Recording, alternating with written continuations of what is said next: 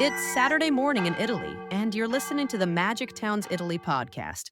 Hi, everyone. Welcome back to the Magic Towns Italy podcast. I'm Anna. And I'm Jill, and today we've had the pleasure of interviewing Shelby Canon from Michigan. She spent many years of her life as a nurse, but was kind of feeling restless and unsatisfied with her life. She eventually ended up in Italy. In this episode, she talks about the visa, the apartment hunt, which was pretty rough, finding work, and just what the first year actually looks like.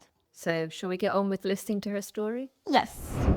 I am 34 years old. I moved to Florence in November of 2024.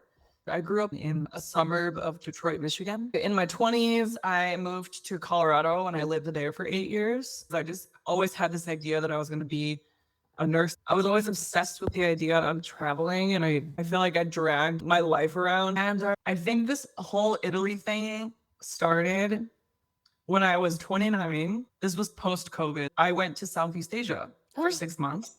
I had this dream of like a big giant backpacking trip. And to me, like taking 6 months off of work felt insane. When you live in the US, there's this idea that there's an upward trajectory of your career and you have to follow that. Making more money, being rich. And I took 6 months off, which actually turned into a year off of work.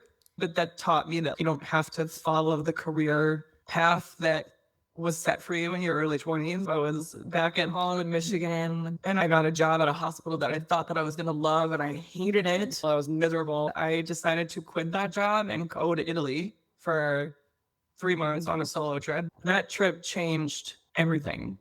And there's a lot of reasons for that. Within the first month of that trip, I kind of decided that I was going to move to Italy.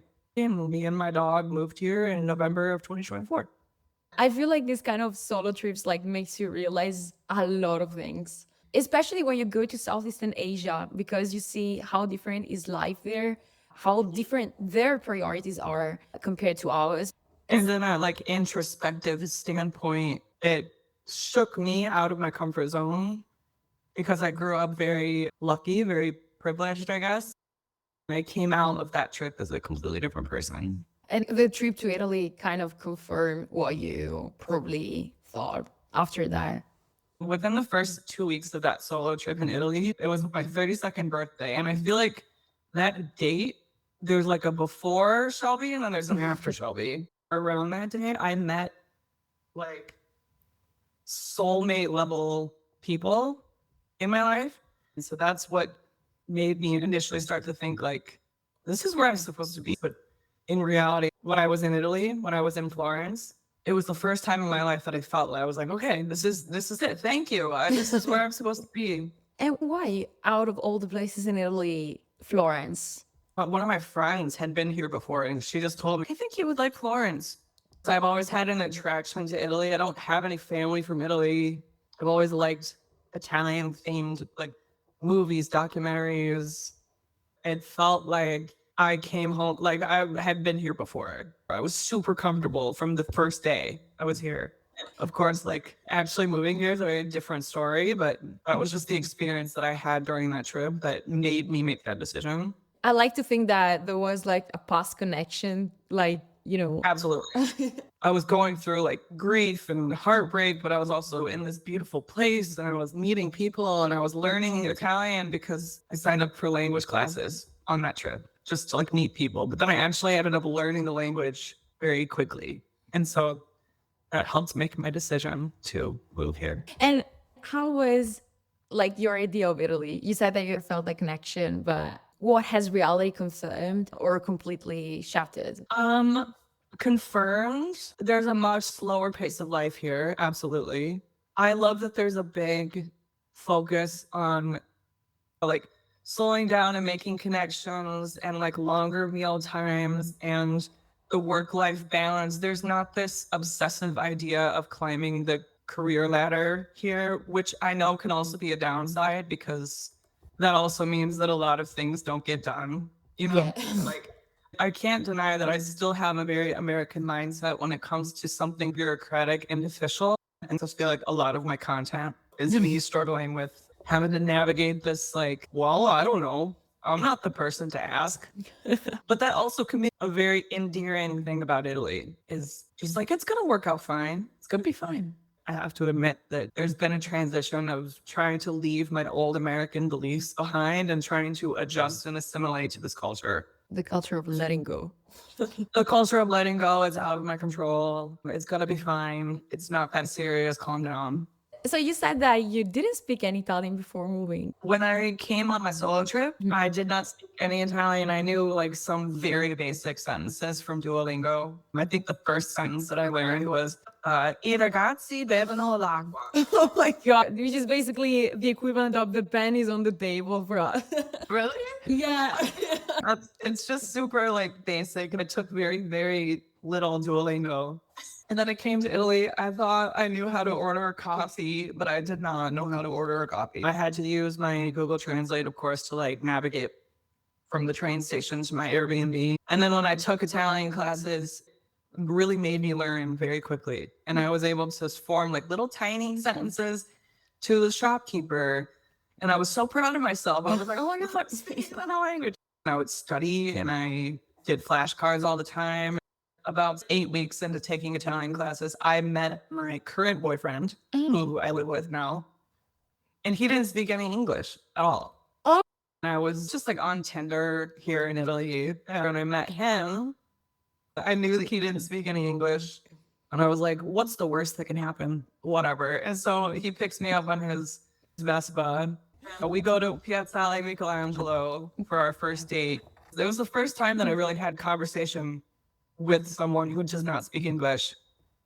It wasn't like, hey, where's the bathroom? Can I order this pasta? What's this? It was actually like, so what do you like to do in your free time? Super crazy, but for some reason we're still together. So So now you speak Italian together. I speak Italian all day, every day, basically. That's amazing. So you're lucky because Yes. you're forced to learn. Forced. Yeah. And I can't believe that he stuck it out with me because it was probably so frustrating talking to me because I didn't, he's Moroccan, so he's also a foreigner to Italy. So he has helped me with everything, like the transition of moving here, like the emotional part of it, the language, bureaucratic stuff. He understands that side of it. So it's been really helpful. And I feel like him and I both have our own language together because he's a foreigner to Italy. And talking about bureaucracy, which visa did you apply for? Was it complicated or? Okay, so after my solo trip, I was home and I was looking up the fastest way to move to Italy as an American. And the thing that I kept seeing, which aligned with my previous experience at my Italian language school, was to get a study visa. I dropped a bunch of money, signed up for a whole year of language classes, applied for the study visa with all the paperwork. That part was very smooth. My embassy in Detroit approved me very quickly. And then it was like, oh my God, I'm moving to Italy. Okay. And then I moved my dog here. That was a whole process. You have to take your dog to a vet.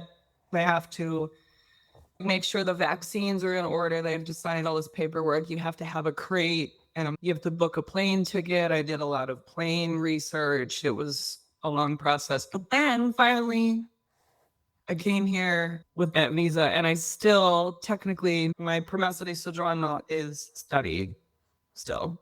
Okay. For a year and a half, I'm still trying to figure out my long-term plan. And I guess I'll be very clear, I don't have it figured out yet. No.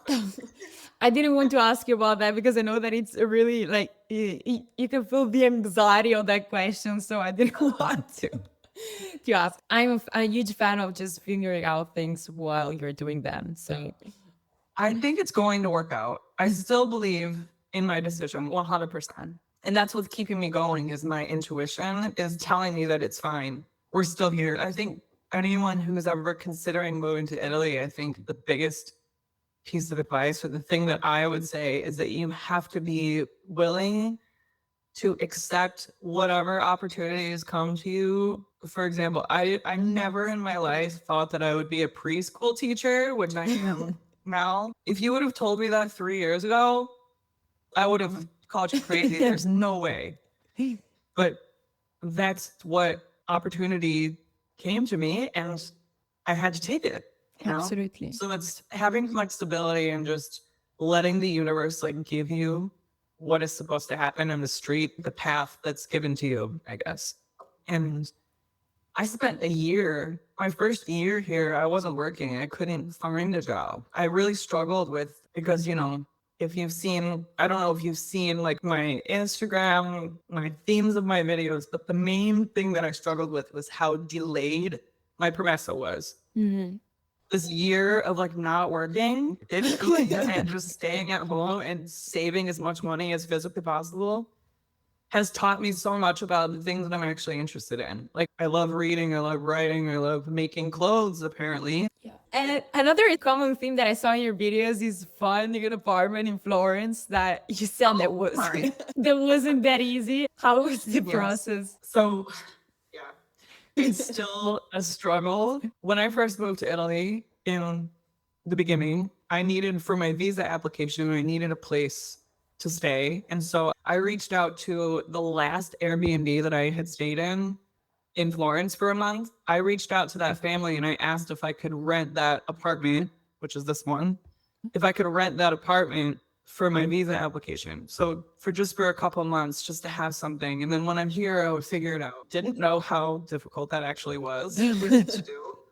So I'm still here in that same apartment. I'm not paying Airbnb prices, but I'm still paying more than what's normal in this area. So that's a huge downside. My boyfriend and I started to get serious about looking for apartments in the summer or like the late summer.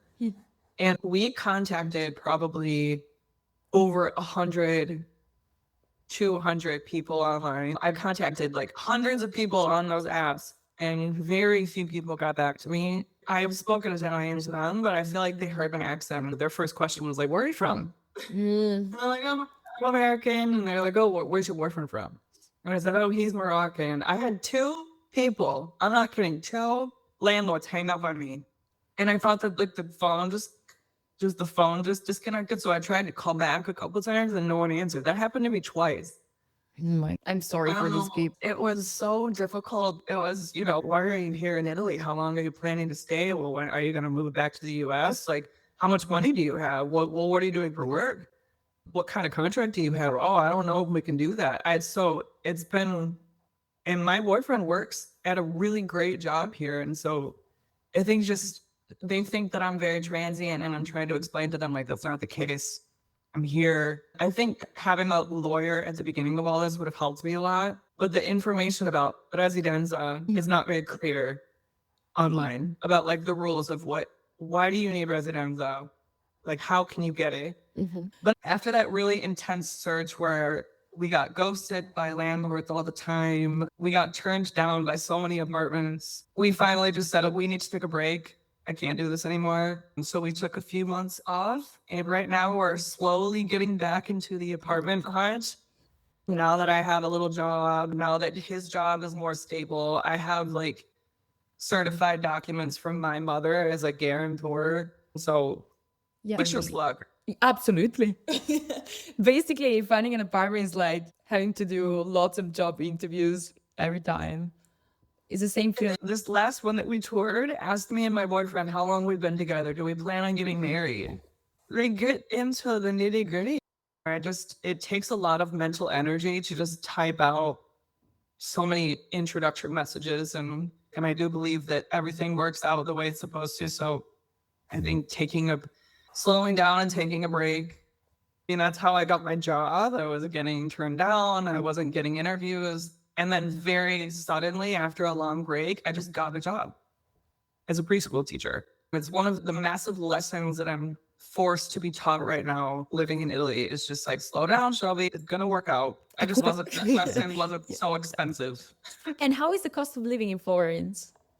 I think it's more than if you were outside of Florence, I think grocery wise, on average, together, me and my boyfriend, we spend like 50 to 70 euros per week. Public transportation, I think it's the same across Italy. But I think apartment wise, I think on average, you would for an apartment of that we want, something that has 1 or 2 bedrooms in it would be 900 to 1,400 a month.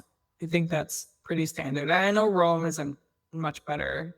No, definitely. Even finding an apartment was a nightmare. I spent Then I was. hours refreshing, the page from my laptop for I don't know how many days. And then I found like one, which is okay. You have to be flexible to just like take what you can get. Absolutely. It's another thing that I've had to adjust because now looking at my American self, I was so picky about the stupidest stuff, like what my apartment had to look like, what kind of material was on the cabinets, like what the kitchen looked like. It's the massive lesson of like learning how to be flexible with our non-flexible American brains. And has your lifestyle changed a lot since moving? Yes. Because I don't spend money on frivolous, dumb things that you're taught that you need. But in the US, there's over consumerism. I mean, if you go to any of the major supermarkets or superstores, it'd be really interesting for an Italian to go into Costco, which is one of our huge superstores in the US where you buy wholesale. So you buy an orange juice that's this big for less money. It's so different. But I like it more not doing that. It's a very special occasion when we go out to eat at a restaurant now. It's very different. And I think that has a lot to do with my current status. I'm only allowed to work 20 hours per week with a study permesso anyway. So now that I am working and I am getting a little bit of money, I'm still trying to just spend as little money as possible. Huge lifestyle difference than when I was in the US, for sure. So, if you could send a message back to your past self right before the move, what did you say? Wow. I wanted to say, like, there's a completely different life waiting for you. You just have to trust everything that's about to happen to you in the next 3 months. There's going to be a lot of things that suck, but a lot of things that are amazing. Just trust it. And just your intuition is everything. If I could talk to 2020 Shelby, and if I were to say, hey, by the way, in 2024, in 2025, you're going to live in Italy. You're going to speak Italian every day. You're going to have a boyfriend that you're in love with that doesn't speak English. And you're going to be working as a preschool teacher. Like, I would have been like, how? In 5 years, it's going to be my wife? What? Yeah, in 5 years, you've completely changed it. That's crazy. Beautiful at the same time. Thank you so much, Shelby. Wow, what a story. She was so brave. She left with, her own backpack and her dreams, and she left everything behind. Not many people would do that, I think. Despite all the drawbacks, she decided that was the right place for her. And we wish her, la dolce vita. La dolce vita, yes.